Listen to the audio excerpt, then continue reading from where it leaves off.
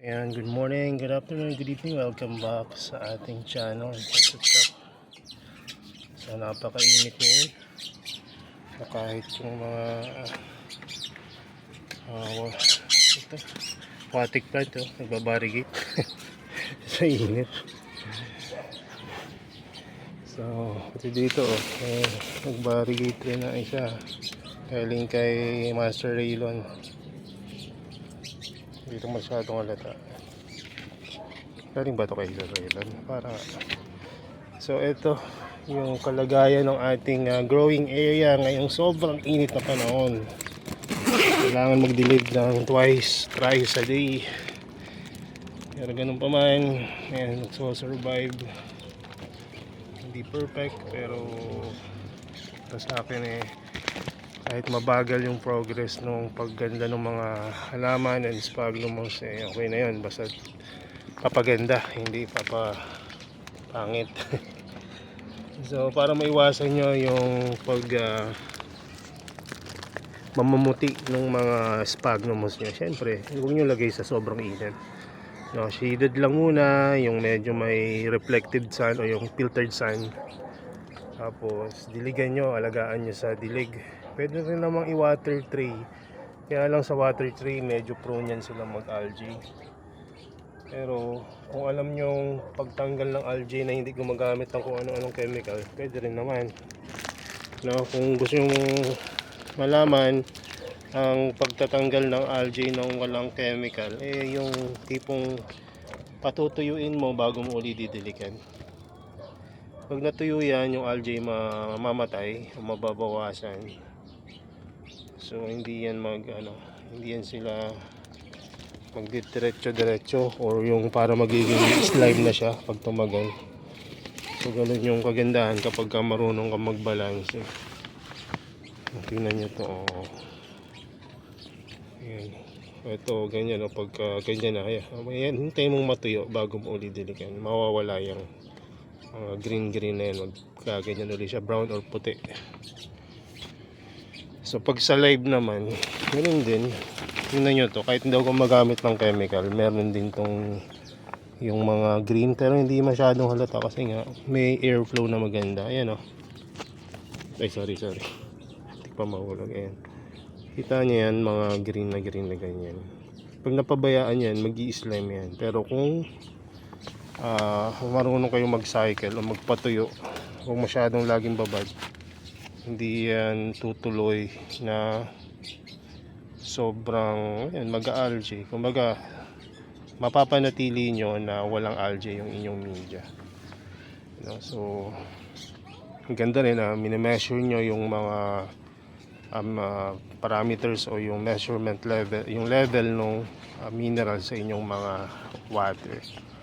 So kapag mataas na, it's either linisan nyo yung trace ninyo or i-wash nyo using yung low minerals water.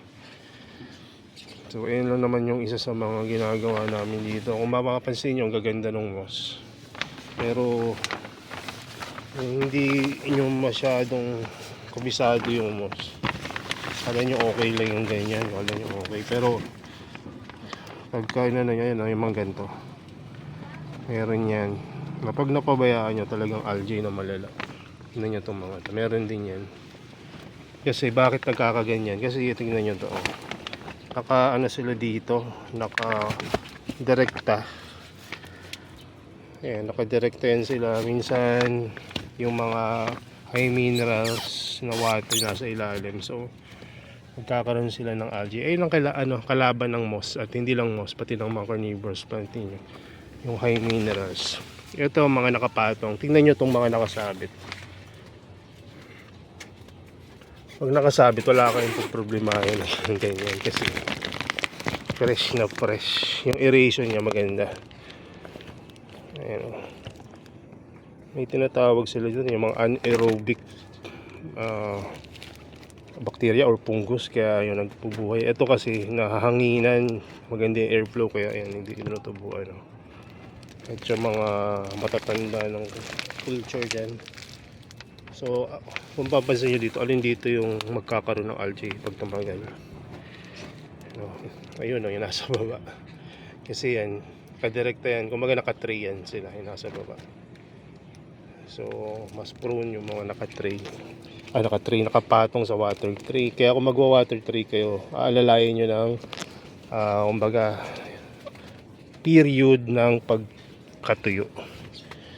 No? So, kung hindi nyo naman issue yung pagkakaroon ng algae, which is, ayun naman ang talagang, hindi nyo naman dapat talaga katakutan yan kapag alam nyo na kung paano i-manage yan, lalo na sa mga matatagal na nag-aalaga. Alam na nila yan, kahit na mag-algae hindi sila kinakabahan kasi parte na yun nung kumbaga sa anong tawag doon, parte na yun ng nila, cycle ng pag-aalaga sa media at ganoon din sa mga halaman. So kapag nakakita sila ng algae, hinayaan lang nila. Kasi alam nila yung algae na yun, kapag napabayaan nila, slime, after na maging slime, magiging mga parang fern, no? Tapos, o kaya parang magiging yung moss na mga pataas, parang carpet moss. Kaya lang kasi pag yun naging carpet moss, medyo mabawasan yung aeration mo, kaya matanggalin mo rin naman yun. So ang pinaka the best talaga yun, magsa-cycle ka para hindi mag-algae itong mga media nyo. Alam nyo ba kapag nakapulsan yung mga halaman nyo, tulad nito, yung mula umaga hanggang tanghali at hapon, paglubog ng araw, naka-araw sila, hindi nyo na kailangang isipin yung mga drying period. Kasi bakit? Kasi hindi naman nabubuhay yung algae sa sa sobrang init ng araw. So hindi absent yan dito. Tingnan nyo itong mga to. So maganda. Isa rin sa mga kagandahan ng ng pulsan ka kapag sobrang terik na terik yung araw, imbis na manghina itong mga alaga mo, lalong gumaganda. Kita nyo yan. Parang wala pang isang linggo nakalipas, no? O isang linggo na ba? Isang linggo na yata. Kaya puro mga nakabukan na yan, mga yan sila.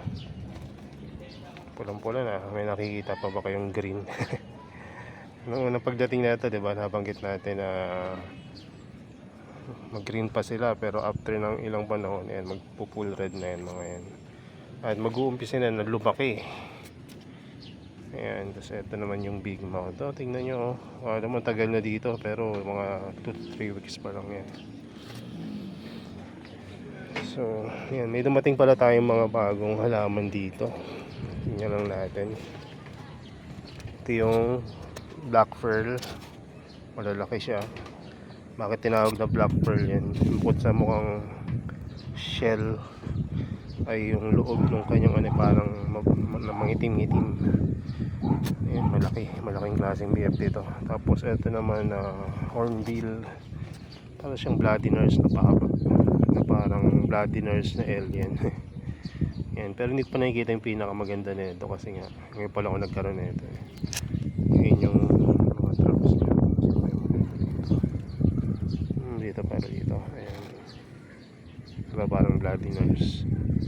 Kaya lang bloody nurse, mas compact yung fruit. Tapos ito naman si reptile. Ang reptile, baliktad na dragon's breath, o kung yung senbon alam nyo, ito nasa likod yung aligasgas na ito, hindi nasa harapan ng pete. Tsaka maganda rin yung traps niya, kakaiba. Mainit na yung phone ko. Kasi ito naman yung red moon. Ayan. Ang red moon, yung parang sabi nga ni Ma'am Gladys, yung nakabuka na traps, nakabuka ka na traps, parang umge krempelt or reverse trap na red. Ayan. Tapos ito naman yung pineapple natin dito, buhay pa, nakapulsa na siya. Pero sa tingin ko mas magandang palakihin to ng yung saktuhan ng filtered sun, tapos direct sunlight ng umaga at hapon, tanghaling tapat filtered. Kasi ewan ko, tingnan natin kapag tumagal at mas kumanda siya kaysa dun sa loob, sasabi natin na mas okay na pulsan si bromeliads, carnivorous bromeliads. Ito kasi yung mga nasa loob kasi para sa akin mas okay yung itsura nila dito sa loob, kumbaga mas forgiving. Mabilis rin ng growth. Tapos yung humidity, constant humidity. Di ba? Ayan yung carnivorous plant na bromeliads. May hinahanap ako ngayon na halaman eh. Yung air plant na carnivorous plant. Meron pala noon, may nag-send sa atin na sabi, sir, baka makakakita ka na ito. Kaya lang wala pa dun sa mga ibang mga tinagtanong ako. Magtatanong pa ako sa iba. Tapos ito pala oh, si Rordula medyo nakaka-recover na. Mas okay talaga to sa medyo dry at maaraw na lugar. Mas maliwanag dito kaysa dun sa baba. Kasi maganda sila. Natutuyo yung mga old traps, which is good kasi kung hindi matuyo yan pagsisimula ng algae, fungus. Tapos naka-recover na rin si Minor sa pagripat natin na nakaraan. May muntik na mga matuyo dyan, buti hindi natuluyan. Ayan. Tapos ito yung mga ibang plants natin, mga Nepenthes at Sphagnumos. Ayan. So paano pagka ganitong panahon, ano na lang kayo, dilig kayo ng mas madalas, misting kayo. Kaya lang sa mimist nyo at pagdidilig ng extra, iwasan nyo naman na mag waterlog. Always check your parameters kung safe pa ba sa inyong mga carnivorous plant. Ang safe ay at least 70 pababa, the lower the better. Yung akin ngayon, ang sukat ay nasa yung sukat ko nasa 30. Tingnan natin yan. Init, kaya medyo nahapo-hapo tayo. So yan, 19 na lang. Kasi nung nakaraan kaya parang 48 yun. Kasi latak na lang yung natira dun sa IBC tank ko. So nung nagpahalo tayo ng RO water, ayan, medyo nadagdagan ng kalahati yung tubig doon. Ayun, bumaba. Ayun lang naman. Kung nagtitipid kayo ng tubig, pwede nyo gawin yun. Meron kayong high mineral water, haluan nyo ng low mineral. Just make sure na yung high mineral na yun, hindi yung sobrang taas. Para konting dagdag nyo lang ng low minerals. Magiging sakto na sa at least 60 ppm. Okay na rin na pandilig, di ba? So hindi kayo ganun kagastos, pero safe pa rin yung mga halaman. So ang ganda ng mga nakapulsa, no?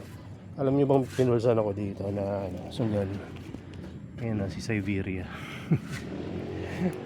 Hindi natin kung mabubuhay si Siberia dyan.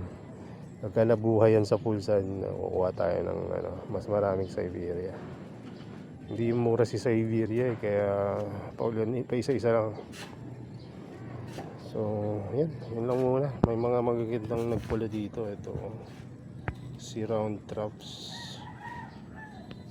Meron rin akong paparating na Chinese dumplings kasi po naubos na yung Chinese dumplings natin dito. Puro may bulaklak yung Chinese dumplings, tsaka ito ba yun? Panel trap.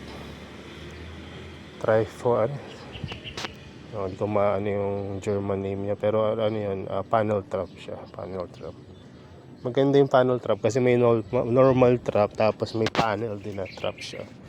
Kaya okay siyang ganda siya, tignan. Tapos mapula, malaki yung mga traps.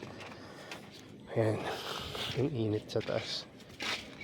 So ito pala yung ginagawa kong pang tray. Kung kayo malapit or may access kayo sa palengke, tinatapon lang ito sa palengke. Ako naman binibili ko dun sa mga nagtatrabaho sa palengke. Kaya pinupulot ng misis ko pag namamalengke siya. Ang ginagawa namin dito, ayan, tetapan ko yan, i-close ko yan dito. Pagka natipan ko, may measure ko yung taas niya, hatiin ko sa pinaka half. Pag hinati ko na sa half, so may dalawa na akong tray. Diba? Isa dito, isa dito. So, paano naman magkakaroon ng water tray yan? So, lalagyan ko na ng plastic. Any plastic, no, ay pwede nyong gamitin. Pero ang pinaka the best dyan, yung matitibay syempre na plastic. Isa na dyan yung UV plastic. Mag-invest lang kayo ng konti dahil may kamahalan ng UV plastic. Pero sulit na sulit naman kasi kahit abutin pa ng 5 taon yan, hindi nasisira ang UV plastic. Lalo na kung iti-trade nyo lang. Matibay kasi yun at talagang pang matagalan. Hindi siya basta-basta nabubutas rin. Diba? So, okay siya. So, ayan ang ano namin. Bakit pala styrofoam ginagamit namin at hindi na lang kayo bumili ng mga ano tulad yan. No? Ginagamit natin dati food tray ng mga cage. So, bakit? Kasi ang styro heat retardant or yung hindi siya nag-aano ng heat, nag-absorb. So, maganda siyang pang patungan. Kaya nga, ito yung ginagamit sa international community na alternative na planter para sa cobra lily. Instead na lagyan araw-araw ng yelo yung kanyang root system, bakit hindi mo itanim sa styro? Kasi sa styro hindi man niya mapalamig pero hindi naman siya iinit, di ba? So plus tubig, yung tubig na yung magpababa ng temperature. So ang iba naman ang ginagamit yung paso o terracotta pots, double terracotta pots, isang maliit isang malaki. At ayun yung kanila. Basta may mga ideas yan sa online. Sa page may senior din ako tungkol dun. Pwede yun sa cover lily. Kaya lang mabigat ang terracotta. Kaya ang pinakamaganda talaga yung styro.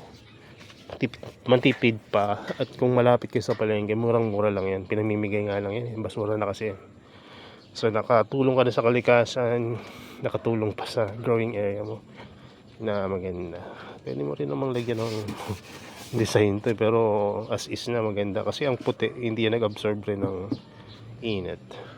So ayun lang, salamat sa inyong panonood at pagtangkilik sa ating YouTube channel, Facebook page at Shopee store.